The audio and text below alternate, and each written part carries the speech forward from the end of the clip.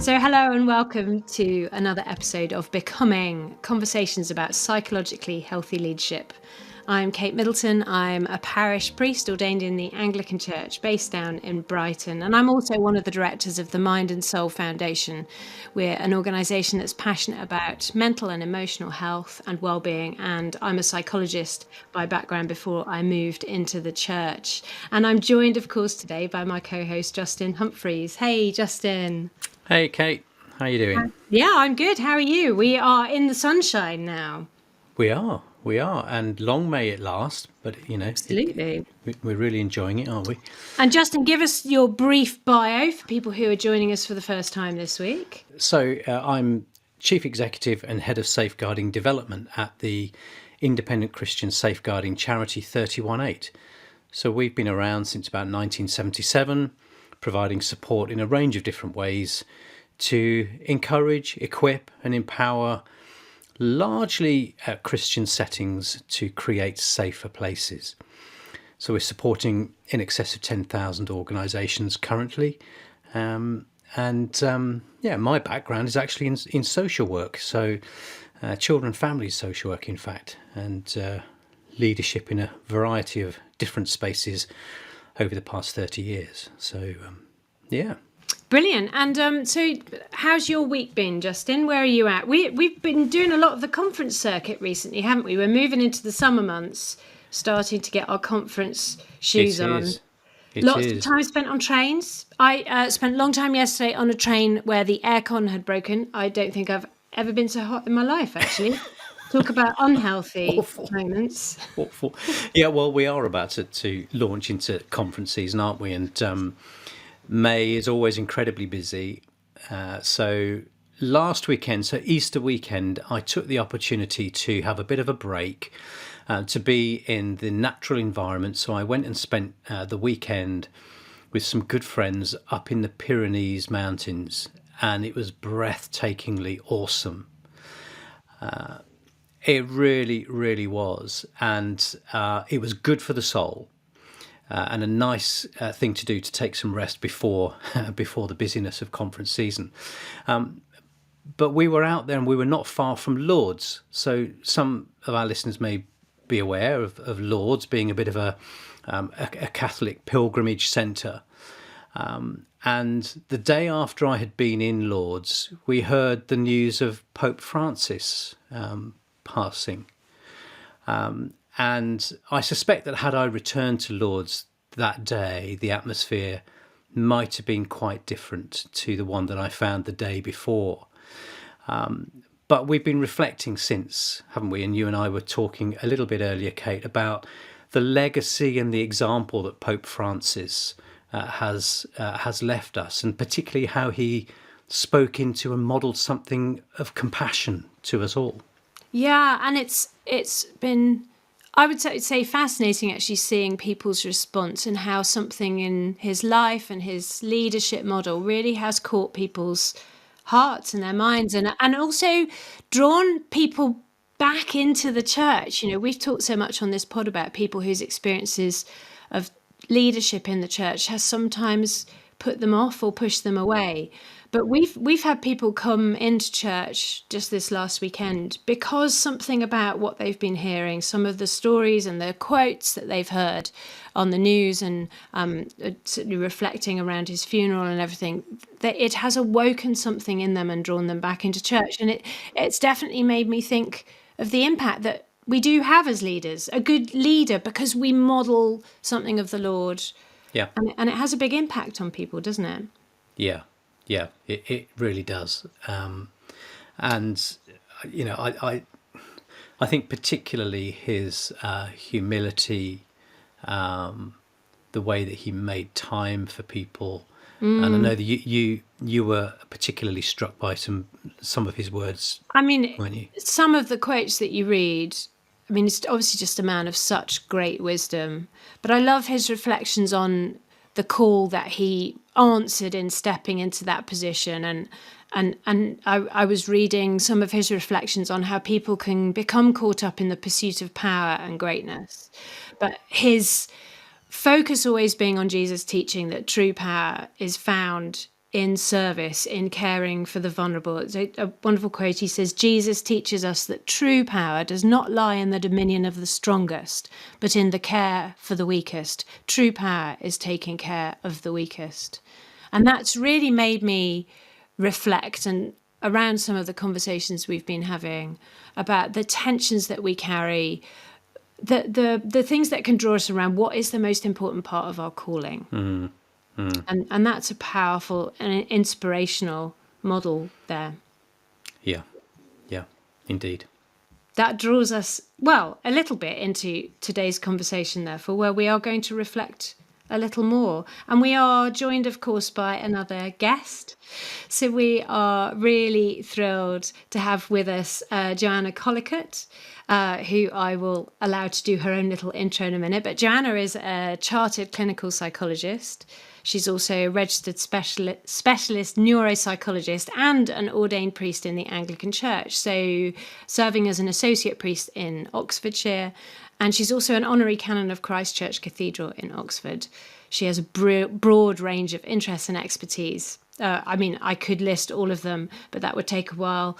But it includes the psychology of religion, trauma, thinking about those with additional needs, medical ethics, and natural theology. And she's written extensively in the academic world and also in the other, it's sort of more popular reading for those of you who find academic theology a little challenging. Her most recent book is a guide walking through a series of ancient Christian texts and writings, applying them to psychological themes and challenges, trying to make those ancient texts accessible and resonant to modern readers.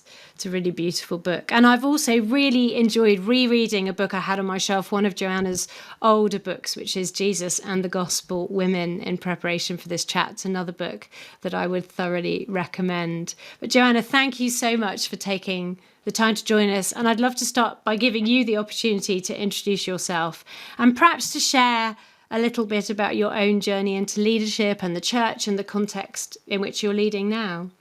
Okay, thank you for inviting me to have this conversation and for the introduction. I came to faith when I was quite young, when I was 13, and I kind of did it on my own, as it were, but with God. But I wanted to get confirmed, so I realised I had to go along and join a church community. And when I did that, and actually in the church, it didn't take too long for people to kind of put me into leadership positions that were congruent with the stage I was at, I guess, in with young people, with then at university and so on. But that really was them rather than me. And I guess I thought naturally about ordained ministry, but this was back in the late 60s, early 70s. And I didn't realise that women couldn't be ordained in the Church of England then as priests. That came to me. And I was studying psychology at the same time and continued anyway to pursue the idea of full-time public ministry in the church as best I could. And it kind of came to a head when I went on a parish placement and thought, actually, I'm quite good at doing this. I've got the kind of skills that would make me pretty good at running a parish or leading a congregation. And then thought that's the very reason that I shouldn't be doing it, that this is actually a call from God rather than a kind of career path that I should be aspiring to. And so I put it on the back burner for many years and continued to see my vocation as a clinical psychologist and worked in adult mental health services and then for a long time in neuropsychology and neurological rehabilitation services.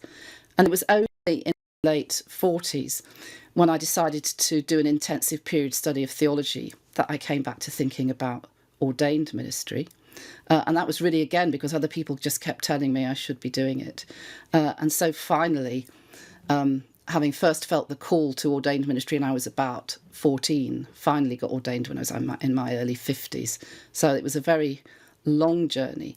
And for all of that journey, the psychology has been totally interwoven with the faith journey and the developing a kind of theology of my own, I guess, and an understanding of leadership.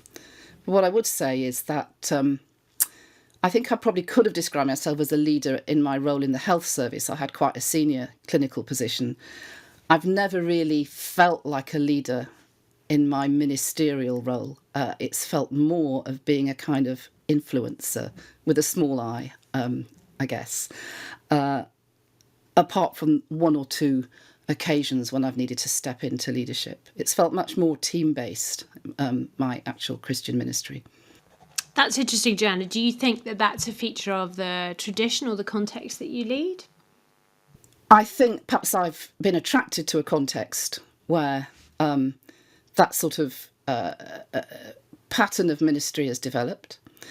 I think there's a gendered angle to it. I think, without being too essentialist, women tend to prefer cooperative team ventures to highly individualist kind of roles. But I think it's also something about my understanding of the nature of the calling, which is that you don't get very far if you're just working on your own. And I don't think it's in exceptional circumstances something where you stand at the front and say, either look at me or look at my vision. It always seems to be about us and about we. And that's something that, just looking at someone like Paul, who you think of as a kind of towering, heroic individualist, all his letters, they're just full of we, us, the body, every member, ministry. And I guess one thing I really got out of learning New Testament Greek, which was quite good at it for about a year, but you've got to use it or lose it. But one of the things I really took home from that was being able to read, to understand how many words that are translated in the singular in English in the Bible are actually in the plural. So you is nearly always you lot. The Christian journey is about the community of faith rather than the individual's development, which for a psychologist is a bit of a kind of shift, because we're often accused of being obsessed with the individual and and even with intra-psychic forces. Very good. Just as you were talking, Joanna, I was reflecting on a conversation that we had with Chris Curtis on one of the previous episodes, where I think he said the days of lone leadership are done. And we had talked for some time about the power, the benefit of working as team. Rather than assuming that there always has to be a point leader who makes all the decisions, who everybody looks to with some sense of expectation that they have the answers. So I think that resonates quite strongly with what you've just been talking about, and I guess there are possibly many who might be listening who don't necessarily regard themselves as leaders in the traditional sense. And I think that's an important point to acknowledge here, that actually influence is maybe something more subtle that we may be able to work with. We've been thinking in all these sessions about what it looks like to lead well in this season, in whatever context and however whatever form that takes. And we've fully appreciated that it has never been an easy task. There have always been challenges to this idea of leadership or influence, as you say. And we've spoken to people from charismatic context, evangelical backgrounds, Pentecostal, Church of England, people in the UK and overseas. So that breadth has been really, really valuable to us. So would be interested to get your take then on maybe what you think, from your perspective and your experience, are the particular challenges of this season, maybe compared to those that have gone before. I think for my own church, which is the Church of England, which has quite a distinctive role because it's the national established church, but nevertheless may apply to varying degrees across the board. There's a really deep sense of anxiety, and anxiety that we won't survive, and that people in leadership will be the ones who were on duty when the ship went down, as it were. And I think rarely articulated explicitly, but it comes out in all sorts of other ways. I think, and it comes out in an over-focus, I think, on youth, not so much for the love of young people, but for what youth represents, which is a kind of, fight the 7 signs of aging kind of existential anxiety. And of course, there's an irony there, because it's the church that offers life and an answer to issues of mortality, and yet we seem, certainly in the higher structures, to be really almost dominated by anxiety about that. And the anxiety perhaps just is around falling numbers, but it's also around increasingly recently safeguarding scandals. So there's a kind of hyper risk aversion now, which is like a kind of overreaction to a complete, a history where, at worst it's been completely uncaring, and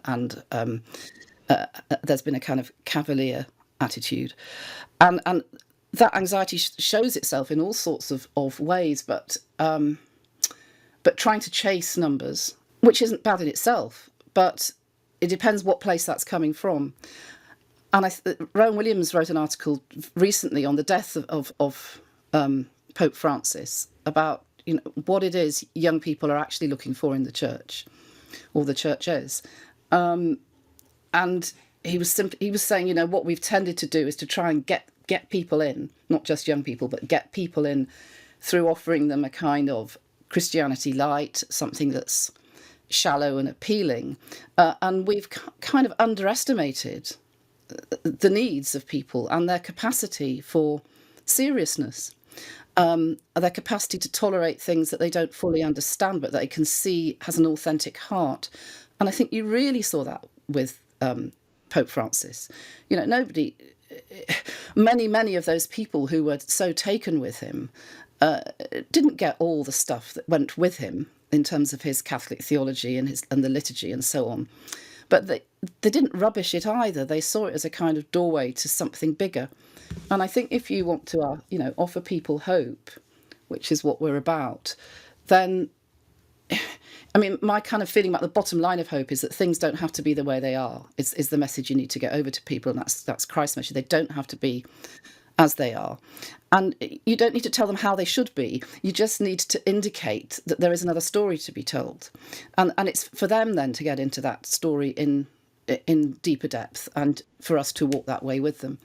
So that I kind of think there's a need to hold the nerve. There's a need to live out the gospel faithfully in small ways. And certainly in the Church of England, one of the things that people have reflected on is a disconnect between the anxiety kind of higher up the hierarchy and how on the ground people do seem to be faithfully just taking one step at a time and holding to the tradition. And this isn't just with leaders, but it's also with just ordinary faithful Christians. So, I would say that people are hungry. They're always hungry for the things of God. I think that the key thing in leadership is not to lose one's nerve. I think leaders have to be authentic, and we talk a lot about authenticity at the moment, but the authenticity is partly being truly who you are, but it's also about joining up all the different aspects of life into something that is coherent. And that requires immersion in scripture. It requires a kind of scholarship that is not just academic scholarship, but is a kind of a scholarship of life that you weave together and that you offer to people as a kind of something that they can actually genuinely connect with. So I think there's lots small things, almost mundane things that leaders need to give attention to in themselves, at a time when the larger projects and the louder voices are actually dominated by anxiety. So you get these proliferation of initiatives, for example, that come from an anxious place and then press down on people on the ground who actually really just to keep on living out the gospel, which sounds really simplistic, but it's what I observe, I think. And I also observe that it works, that people just keep on keeping on, not through gritted teeth, but through faithfulness, which is quite a different thing. This attracts people because there's so little of this outside in the world. It's such a lot of complexity, isn't it? As you say, just the role, if you take the anxiety and the pressure out of the equation, that's still an incredibly complex role for people. But to be holding all of that whilst also carrying the pressure that can come from that anxiety. And I guess we've recognised throughout these conversations that there are aspects of church leadership or pastoring or whatever language we use to describe ministry. But there are aspects of that role that seem to make it differ from other sorts of leadership positions. The way it becomes part of a person's identity, some of the greyness of the boundaries between home and work, as you say, the complexity of some of the existential topics that we're holding and supporting people through. And we've recognised that those things both impact the leader, but also they impact the dynamic between us and the communities, the people who we're leading. And many of these, Joanna, are also topics that are of intense interest to us as psychologists.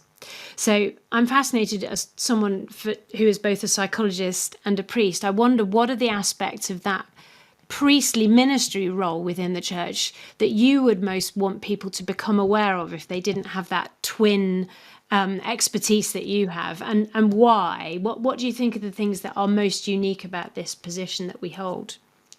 Its complexity, the fact that it takes the whole person. I think many roles in life you could say were vocational, and maybe the priesthood, if we call it that, isn't unique in that sense, but it's certainly one of the most complex roles. I mean, I guess the nearest to that would be being a parent, actually. And it's interesting that in some traditions people call themselves father or mother, for good or ill. It's highly complex. I think there are all sorts of boundaries to navigate. There's boundaries within the role itself. There's boundaries between the role and one's own identity. There's boundaries between types of relationship. Are people you are serving, are they your friends as well? Or when are you being a friend with someone? When are you being a pastor? When are you being a teacher? When are you being a therapist? If you're a psychologist and a priest, that's a hard one as well to manage. And I think, one way through that is to take that complexity seriously, and to find ways of being aware when you are, what the issues are, and when you are in one role and when you're in another role and when you're in one aspect of it, another aspect of it, and kind of mark it for yourself. So have some kind of landscape there. I mean, one thing I think's really important is not to over-identify with the particular leadership role you're in, and to model that well for people, to be prepared to lay it down at various points, to not blur boundaries, but to inhabit both sides of a boundary. Because if we, as leaders, are overly invested in our roles, then that models that for the people we lead, and that leads to all sorts of very difficult dynamics. Again, in the Church of England, it's really interesting to look at how retirement is managed, or not. That if you think this is who you are, you can't just stop it at the age of 70, which is when you are required to do so. We could model how to shift role graciously. I personally, not everyone does this, but I personally, if I'm not leading a service, sit in the congregation alongside other congregants. Some people aren't comfortable with doing that. It's and that, you know, a conversation around that is actually quite important. So, and again, in my tradition, what helps me is actually whether I'm wearing vestments or not. That when I take off a particular vestment at the end of leading a service and sit down to have coffee with people, I'm still perhaps in a pastoral role, but I'm not quite in the same role I was when I was up at the front. And that kind of is a marker for people. And then if in the week they see me in Sainsbury's, it's another kind of conversation. And I think that complexity, A, it can do your head in, but B, if you don't pay attention to it, you can get the sorts of problems we've had with people thinking they are special.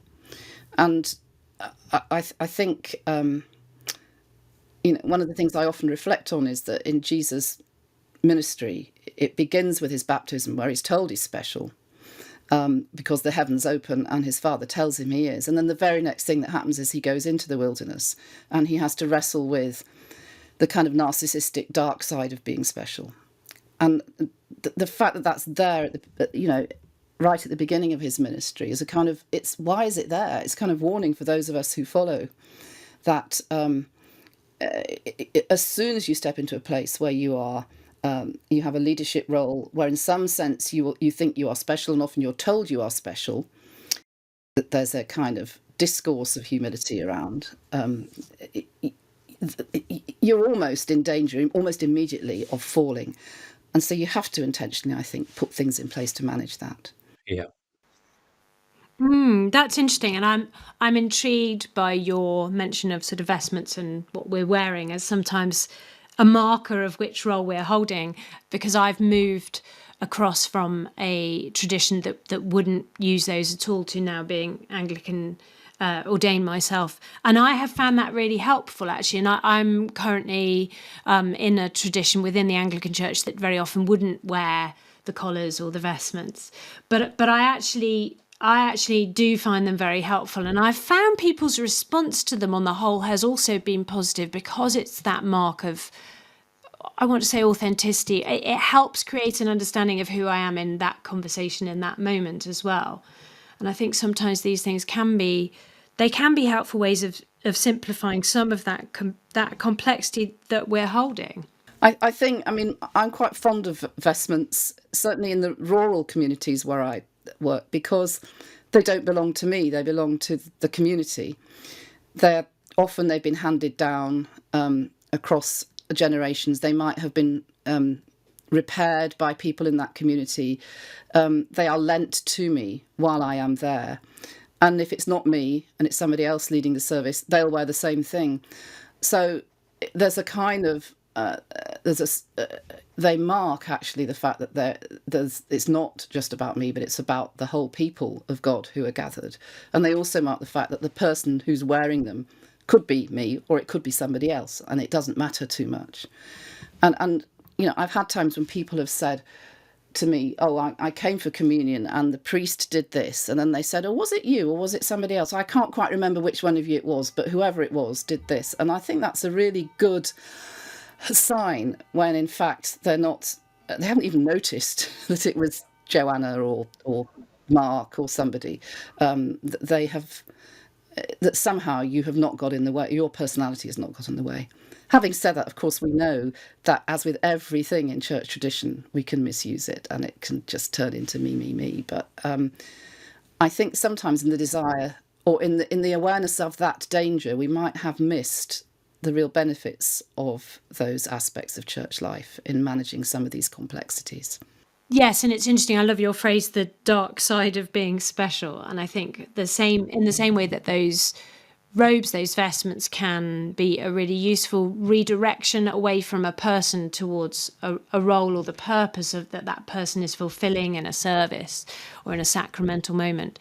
But we also know that those robes can sometimes be used as a marker of someone's specialness, someone's being different or raised above another community. And I guess we, as you say, we are always wise to reflect on what that dark side might be for us. What's our individual risk where we might be drawn into something that's less healthy, about the way we're understanding our role and our identity as people called to minister. Well, I think that there is surely one of the keys to all of this. You've just mentioned it, Kate.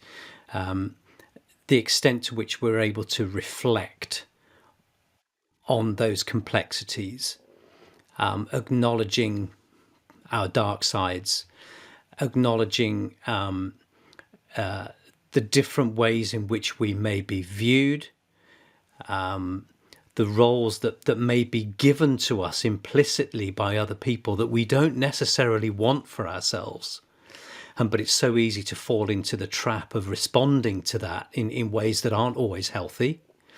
And it struck me as you were both talking that the way in which we navigate these complexities and the stuff around boundaries, Joanna, which I think is incredibly important here, it requires that significant level of self-reflection. And I think we've talked about this in previous episodes, that self-awareness, self-reflection. And Joanna, you speak beautifully about some of this in your books. You've spoken about the humanity of leaders, looking at some of the classic things that we struggle with: perfectionism, shame, grief, formation. But you've also talked about the level of our self-awareness and emotional growth that is required for us to stay on a healthy path, I guess.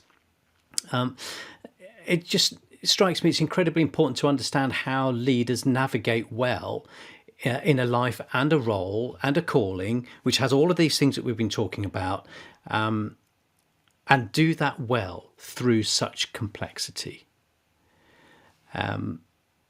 So I'm just fascinated to get your further take, if there's anything additional that you have come to see. I think, to go back to what I was saying earlier about kind of holding our nerve and keeping the faith, I think there's something about trusting the Spirit to do that work of transformation, to remember that it's not up to us, and that, in one of my books I kind of talk about it being a bit like having a physio who gives you exercises to do, and you do those exercises in cooperation with the one who is the expert, and a process of transformation happens, but it doesn't happen quickly and dramatically. It tends to be, to go back to what I was saying earlier, slowly, and so one of the things, and it's a fruit of the Spirit, I think, is this idea of patience, and waiting well, and not having the anxiety of somebody who kind of plants a seed and then it doesn't seem to have germinated, so digs it up and has a look and pokes around with it, and so on. So there's something about, and Jesus talks about this and repeatedly, something about understanding the seed time and harvest, and we've talked about seasons. So I think an awareness of timeliness and an awareness of God's timing is really important, and a capacity to tolerate when it looks like nothing much is happening, when in fact huge amounts of change may be. That does require faith, and it can be worked against by the institution who are saying, what are your attendance figures for the last 6 months, kind of external demands. There's something about attending to what's important rather than simply the urgent, setting modest goals, understanding that the transformation is not of you as an individual, but is of your whole community of whom you are a part. Getting a wise eye from outside, so somebody outside your immediate ministerial context, somebody who isn't a Christian. I think it's really, really important for Christian leaders to have friends who aren't Christians, who can ask them difficult questions. One of the things I've noticed is that at ordination services, you often get for people who've got ordained a little bit later in life, you often get their work colleagues turning up because they're curious about this journey that their friend has been on, and they have known them in another context. And I think not losing touch with those people is really, really important, because they will just say, what on earth are you doing? Help you be kind to yourself, which is a really important spiritual discipline. I guess the other thing, and I guess across traditions this would have different names, but it's the same principle, is having some kind of rule of life where you are serious about Sabbath, about balance of working, playing and resting in God. And you keep to that as a discipline and not as a kind of luxury. I was thinking about Walter Brueggemann's book on the Sabbath, which is called Sabbath as Resistance, because it goes against the grain to have that kind of disciplined rule. And I guess, just going back to Pope Francis, the monastics knew all of this in their time, and actually this is constantly rediscovered, what it means to live a faithful Christian life. And one of the things is balance, and attention to the self, and a critical friend or group of friends.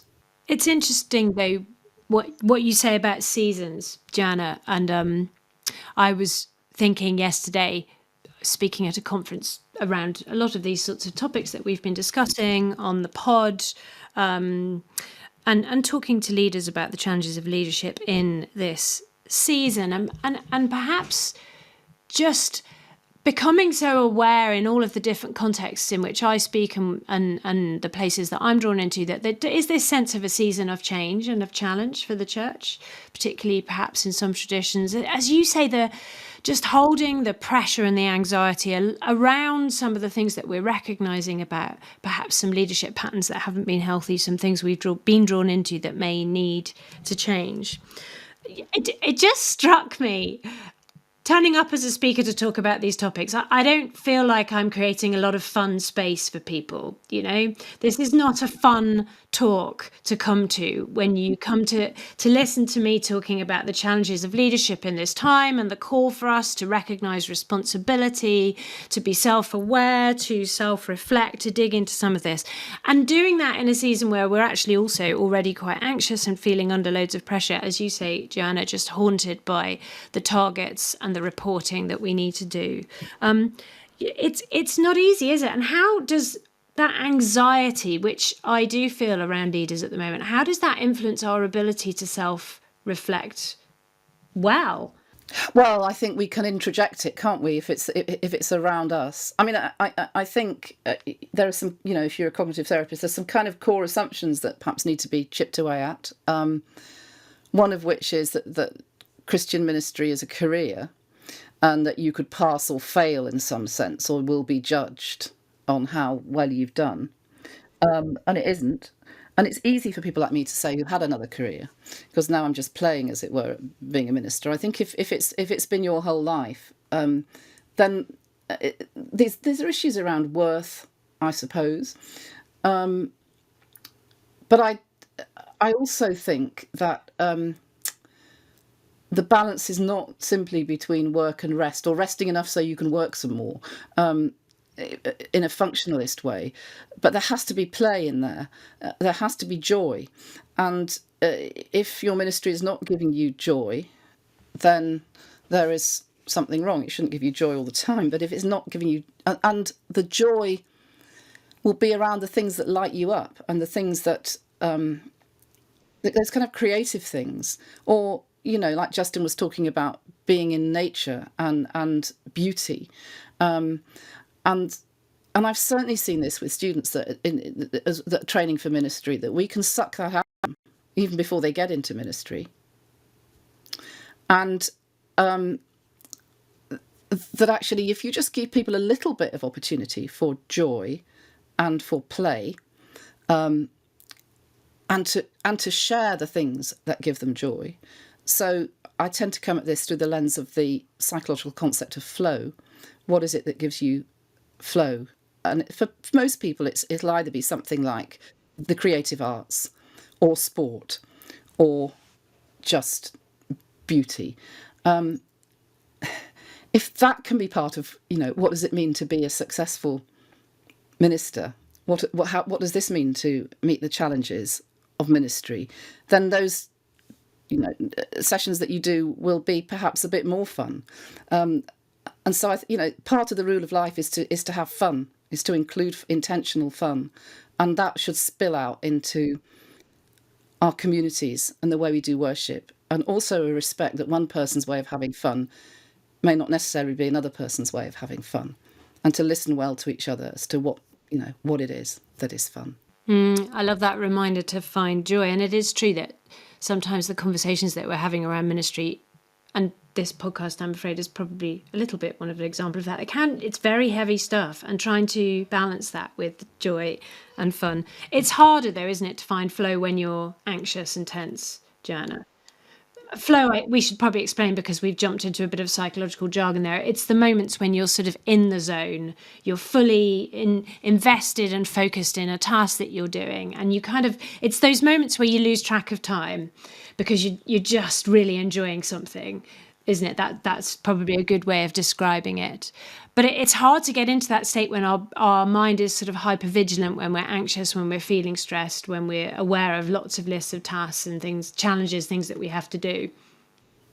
So it's a reciprocal relationship. It's hard to play when you're anxious, but it's hard to be anxious when you play. Okay, so somehow you have to intentionally make space. It's hugely important.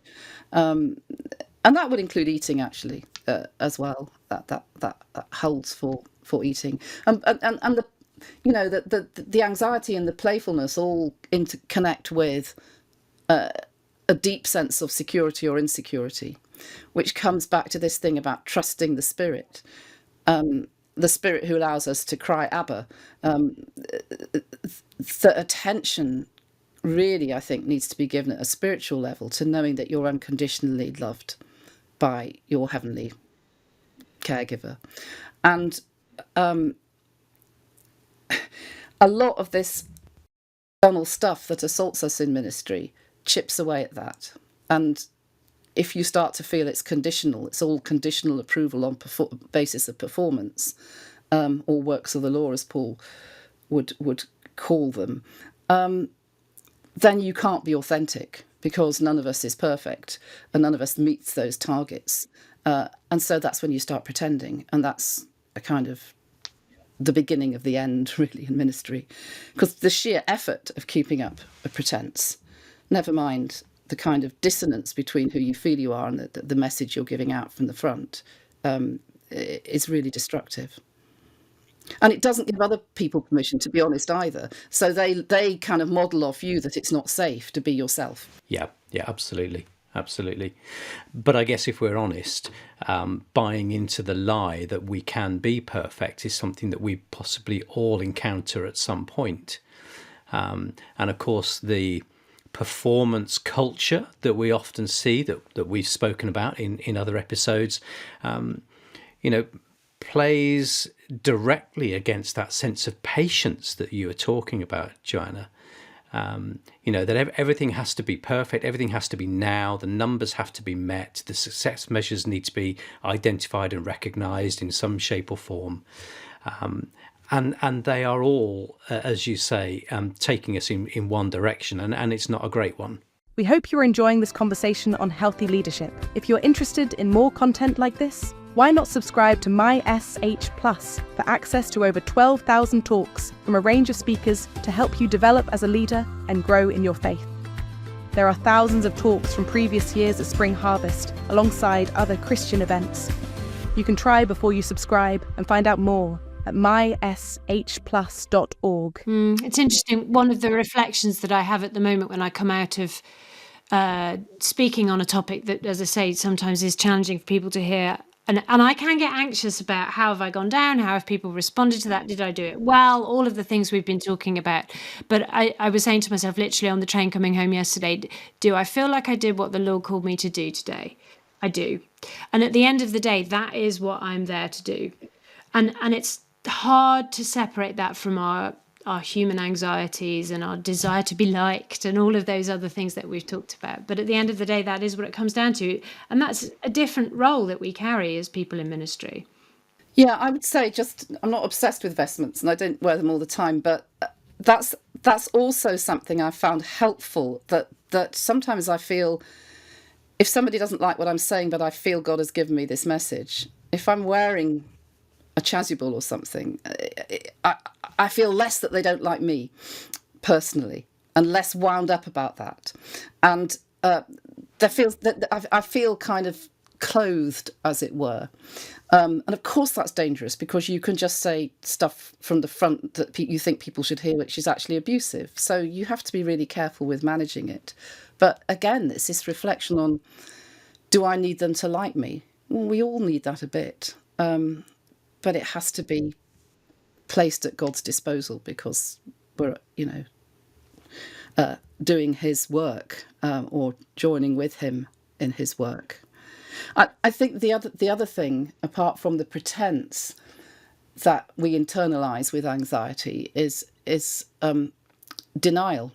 So we can just carry on telling a story that everything is great, rather than naming it has not been great, because our great fear is that if we were to do that, everything would come crashing down, rather than having a reasonable, truthful conversation about things that are wrong in our communities and in our churches. Because there's this great fear that if there's something wrong, then that's it. That's the end. And therefore the only option is to just persist with saying things are okay. This perhaps leads us on to something that I wanted to chat about, Joanna, because it's been my great pleasure to work with you recently on a project where we're talking about the challenges of trauma in ministry. Another cheery topic to talk about. And obviously this is a huge topic, but one that many church leaders have brought to me in our conversations, and particularly coming out of the pandemic and perhaps the unique nature of a sort of community trauma there, a shared trauma, as well as individual stories of trauma, but also the sort of everyday way that ministry brings you into a sort of face-to-face connection with some of the most difficult aspects of human life, particularly if you're working with very vulnerable communities, and the impact that that can have on leaders, ministers, priests, pastors, both on their own well-being, but also, interestingly, on their ability to lead well. And I guess it is an area where people often talk to me about denial. I tried just to keep going. I tried just to keep functioning. And I wonder if you could unpack for us a bit the role you think that trauma does have in leadership when it's in church context, in a ministry context. I mean, the first thing I should say is that I think there is a place for denial. And I think we use it to get through crises when there is no time available for us to process what's happening, and stuff just has to be done. People kind of use it to get through funerals and things. Yes. Where it becomes problematic is if you just carry on in denial and there's no space for anything else. So this is coming back again to seasons and timeliness. So you have to make space individually to process trauma. You have to invite a community. They often refuse. This is one of the issues. But you can invite your community to talk about aspects of trauma with you if it's something that's affected you all. Not recently, actually, it's about 3 years ago, we wrote a Messy Church book about death. And it was really to begin to talk to children about mortality in the context of Messy Church. But Lucy Moore, who was one of the other authors, was saying this would be a really good way into getting churches to talk about, the whole church, to talk about things that have happened to their communities. If they've lost somebody prominent in that community, very often churches do not speak of it, or it's quite a superficial treatment, especially if it's been a loss maybe to suicide or some other kind of traumatic loss. And so, we need the resources to help people to begin to talk as communities about those things. So there's something about kind of knowing when to be in denial and get through, and knowing when to set time aside, and enough time aside so that you don't re-traumatize yourself, to process what's going on. I think the other thing is not to try and be heroic, and to trauma is exhausting and it's draining, of your resources, and that you cannot fix everything.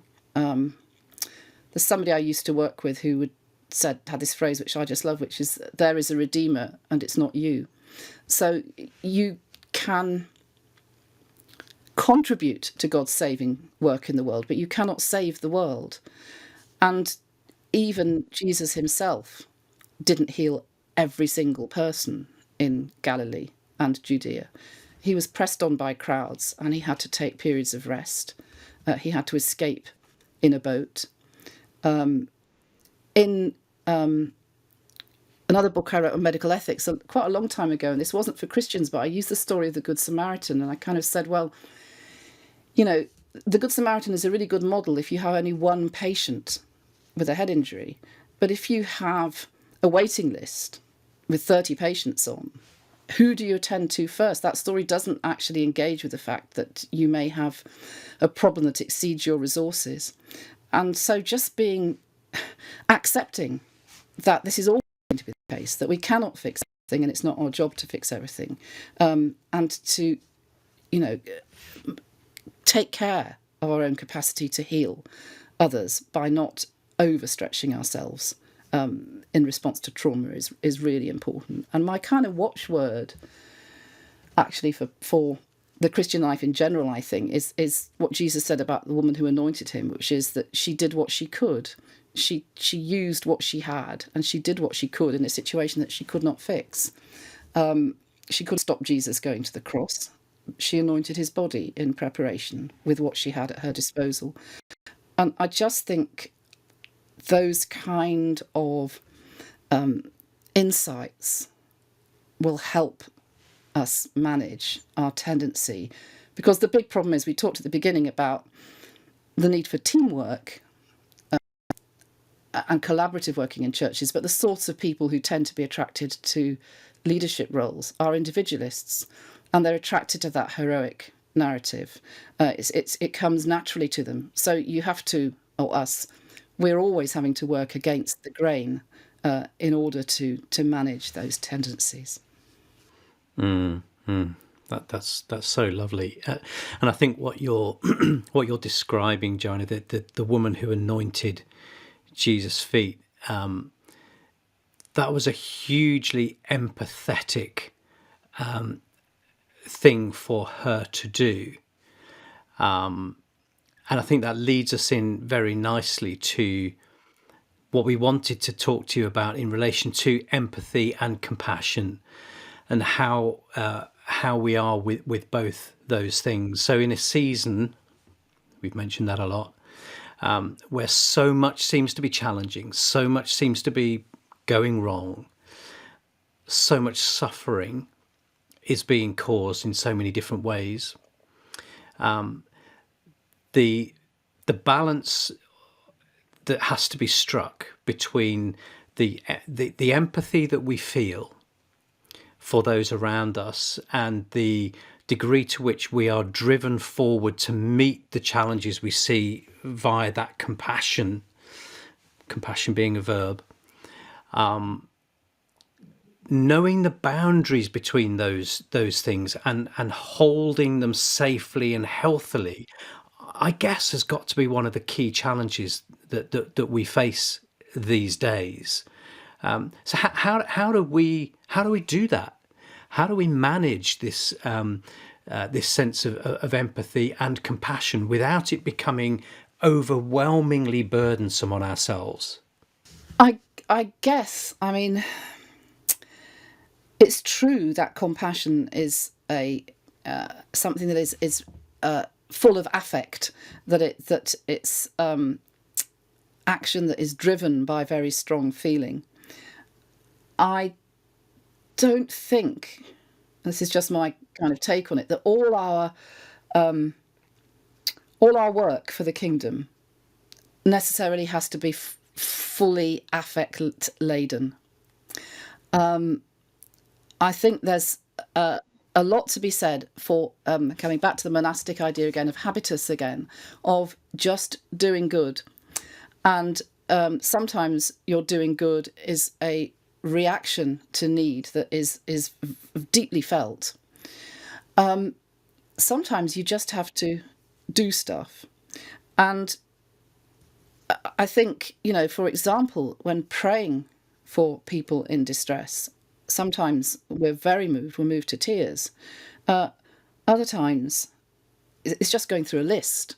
And I don't think there's anything less about going through a list, because it's God who hears and God who answers.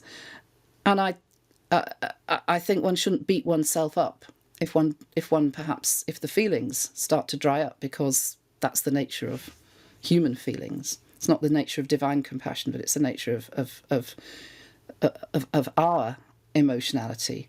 And we all vary as well, the degree to which we experience empathy as part of our compassionate action. So, I would kind of almost flip back to Kant and his deontology, that the action is good, whatever the feeling that accompanies it.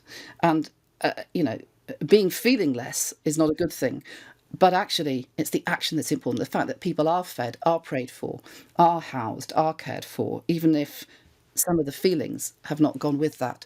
And the only take-home message from that, really, I think, is again not to be too hard on oneself if your feelings don't match your actions, but to keep on keeping on. That takes me back to what you said about sort of appropriate denial.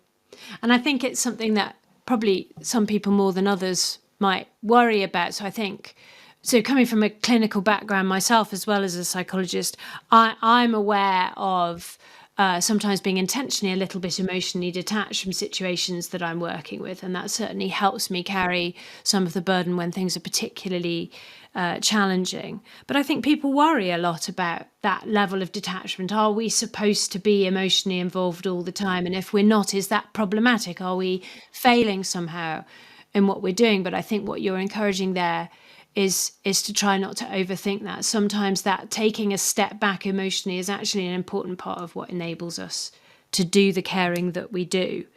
But I'm interested in your advice for people who perhaps at the other end of the spectrum of emotionality find that really hard. So I'm aware some people are just beautifully, instinctively empathetic, emotional, would find that a very difficult stance to occupy. How, if that's your experience, how do you hold the emotion that you will bring? I love your talk about work that becomes affect laden. If you feel like you are affect laden as your sort of your default, how do you hold that well? Well, what I've in the past said to students is you need to know yourself well, because I've given them exercises in this, and then you need to reflect on, when am I playing to my strengths? So when am I playing to the fact that I have wonderful empathy and affect, and I never run out of that kind of emotional sympathy? And when ought I to subject it to a bit of critical scrutiny and perhaps build up the thing that I'm not so good at, which is learning to be detached, when actually that might help? Like, for example, we know that high degrees of expressed emotion are not very helpful for people who are psychotic, or indeed on the autism spectrum sometimes. So, the situation and the time may call for a different way of being that doesn't come quite so naturally to me. And then for those of us who love to be detached, we might have to work, or we might glory in that and not be ashamed of it, but we might also have to work on our emotional connection. And I think the thing about wisdom is about knowing what you're doing when, not right when you're in it, but when you reflect, and knowing when one is appropriate and the other might be more appropriate.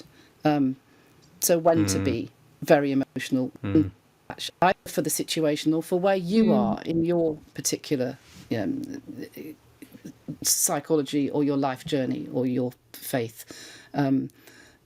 So again, it's about discernment, and usually about having a critical friend to talk that through with. But I do think there's a balance to playing to one's strengths and not being ashamed of them, and going outside of your comfort zone and applying that.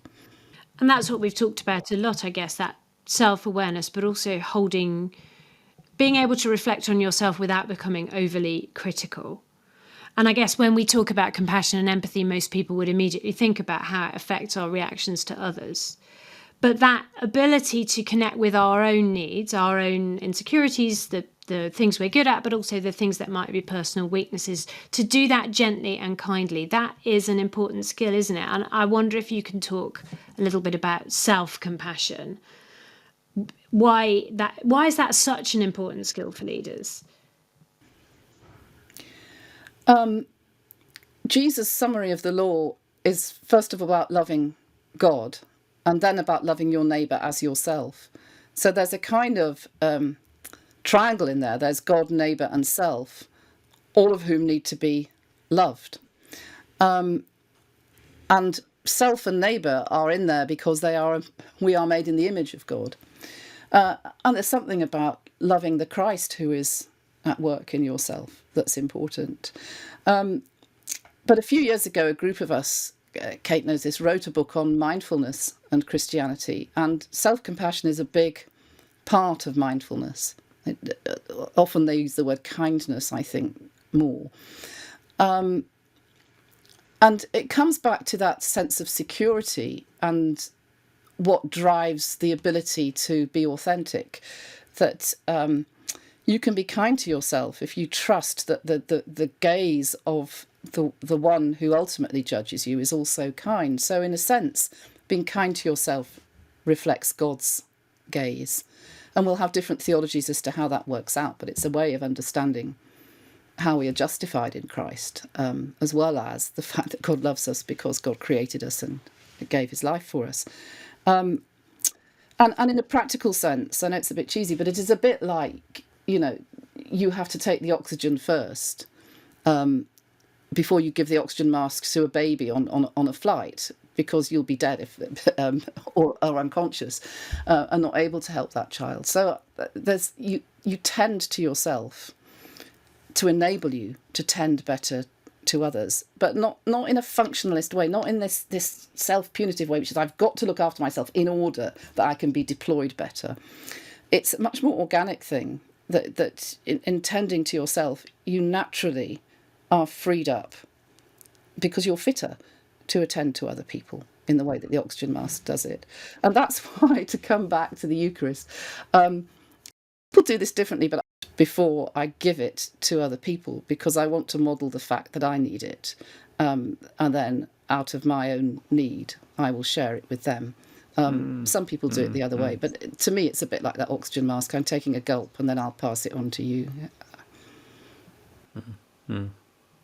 That's a So beautiful description. And it strikes me that in such a pressured season, often the leadership styles and the narratives that we're seeing modelled on are not kind. They are quite driven. And it's a good, I love that as an example of a ritual, if you like, that reminds you each time you do it about being kind to yourself and your own need, and that it's okay to have those needs as a leader. And a recognition that those who nurture need to be nurtured, and if they are not, then there is a danger that unhealthy patterns creep in, attitudes, beliefs, practices, whatever they might be. And I think we often forget that, that people who are carrying the weighty responsibility of leadership in whatever context, they are human beings, the same as the rest of us, and require that love, attention and nurturing the same as the next person. If they don't get it, then there's a danger that things start to go wrong again, isn't there? I completely agree, and I love it that you've introduced the word nurture, because that is more the model I think that I work towards. That if you think about the Good Shepherd feeds the sheep. And what does Jesus say to Peter in John 21? Feed my lambs. And I think if you use the language of nurture and feeding alongside the language of leading and teaching, it plays into that sense that if you're going to feed others, you're going to have to eat yourself. It's just obvious. In a way, it may not be quite so obvious when you're talking about something that sounds a bit more cerebral or directive. That organically, if you're healthy and you're well fed, you've got the capacity to share with other people. And the feeding of the 5,000 seems to be completely about that. There's this, and the leftovers. This overflow of grace that happens in the context of sharing a meal is absolutely, I think, to me, it's the foundational Christian story, is the feeding of the multitudes. It comes from a very deep place, and I think as leaders we need to tune into that. And in Mark's gospel, the people are sitting on green grass when they have the bread and the fish offered them. So there's this real resonance with being led into green pastures. That's part of our calling. I wonder if I can move us on a little bit to think about some quite specific challenges that we may see. We've touched on this with some of our other podcast guests, but particularly interested to spend some time thinking and talking with you, Joanna, about the particular issues, pressures, challenges facing female leaders today in a variety of contexts, because they are in many ways quite particular. But I think it'd be worthwhile us spending some time on that. Yeah, I think they're, they've been around forever, almost. I think there is something about the domestic and the public square that has been behind this right from the beginning of the life of the church, when it moved outside the household into the marketplace and into basilicas. We talk about leadership. Often people don't see that as congruent with being a woman. We talk about public ministry, the emphasis on public face. There's a real sense women need to be covered, that they need somehow to be in the home. And those sound like very archaic attitudes, but actually they're just there under the surface, along with all the other anxieties all the time. There are not many models for women leaders. I think that's true outside the church as well. You could be like Mrs. Thatcher. You could be a kind of Nigella Lawson kind of mumsy figure. There aren't very good models because we haven't had the opportunity to develop them. I think my kind of feeling about preaching, which is a big part of my ministry, is that I probably do it differently because I'm a woman. Again, not wanting to be too stereotypical or essentialist about that. I think there's... I think men utterly underestimate the degree of microaggression, but also macro sexual and physical aggression that women encounter in the workplace, including the church, regularly, that just has to be managed, and that women learn to manage. But it's a shame that we have to. And then there's this expectation that we should be gracious, and so when trying to kind of challenge structures or to present the gospel in a more challenging way, it doesn't sit well with people. And I think that particular one is pretty distinctive to churches. Not only are there not good models of women in leadership, there are also other models of how women should be that compete with that. And on the whole, it's gracious, forgiving, quiet, if not silenced, quiet in demeanour.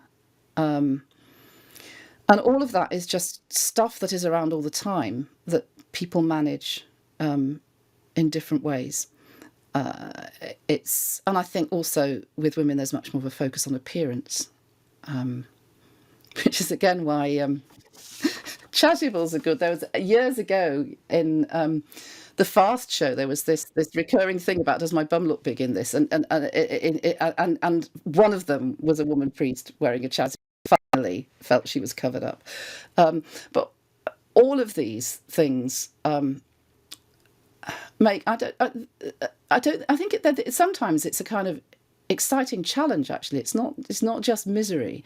There is a creative way of thinking, how can this be worked through? I'd like to see much more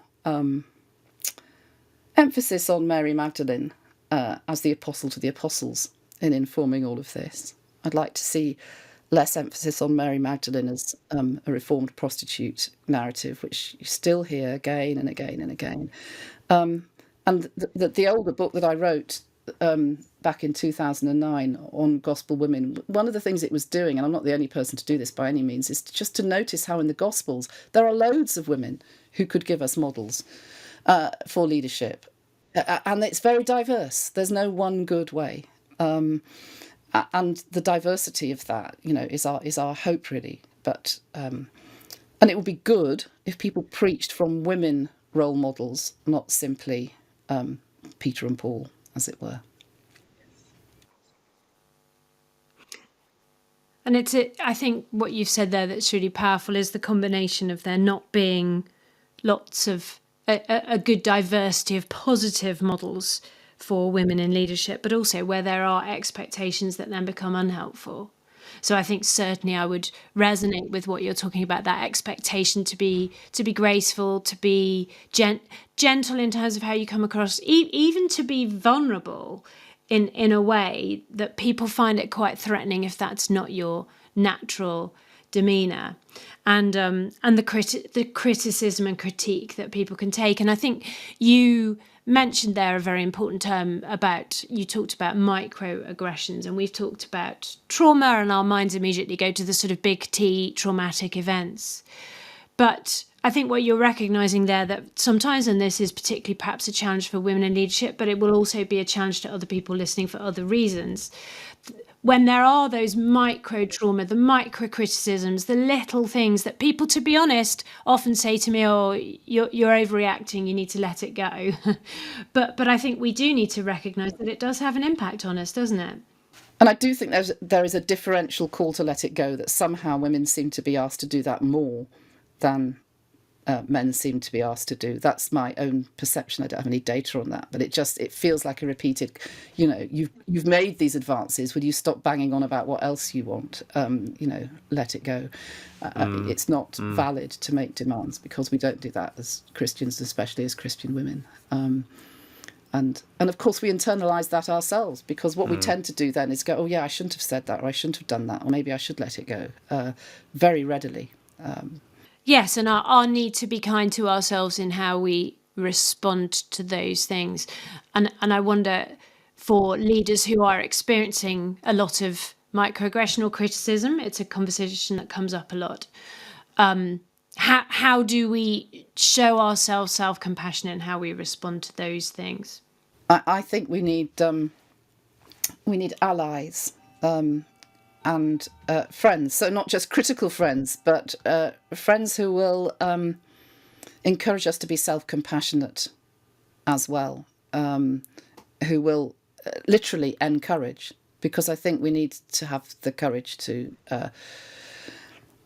The problem is you're not only told how you should behave, but you're told how you should feel. And you shouldn't feel angry, for example, about certain things.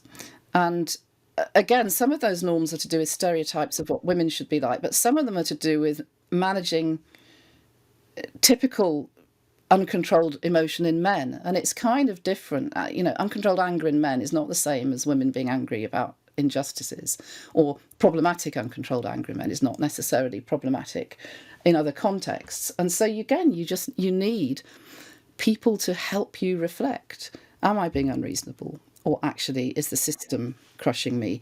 And I need to be kind to myself in the sense of listening to that voice that is naming something that is not wrong. And we've talked in the pod before about the responsibility for change. Right? I mean, it takes me, Justin, right back to our first ever episode with Roger Bretherton, where he was talking about how sometimes we can take too much responsibility and feel like we're the ones who are supposed to change a whole system. It's something I notice in the way that women step into roles, and again, not wanting to make sweeping generalizations, but women do tend to pick up responsibility for a lot of things. I think one thing I notice in my male colleagues is that they are much better at saying, actually, that's not my problem. Whereas I tend to feel like pretty much everything I should probably solve. And I think perhaps as women, we're often trained in that because we're holding lots of different roles. But sometimes it's good, as you said, Joanna, to recognise where our responsibility starts and ends, and where it may be another colleague or another human responsibility, but also where we're talking about problems that are the Lord's. Like you say, we are not the Redeemer in every situation. Yeah. And perhaps, I'm going with stereotypes, but perhaps men feel this kind of heroic need to do that, and women might feel that kind of I have to carry every responsibility kind of mindset. So we can both, get caught up in this, perhaps different ways in. But I wouldn't want to split too much. I think we can help each other along here with how we end up carrying burdens that we shouldn't be carrying.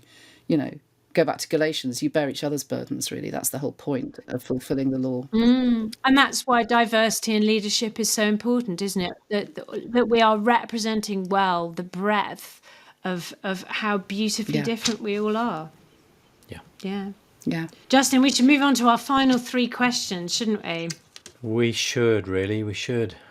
As ever, we could talk for a lot longer, couldn't we? But we could, but we love to drill and ask each person who we've chatted to the same 3 questions as we close. So, Justin, kick us off.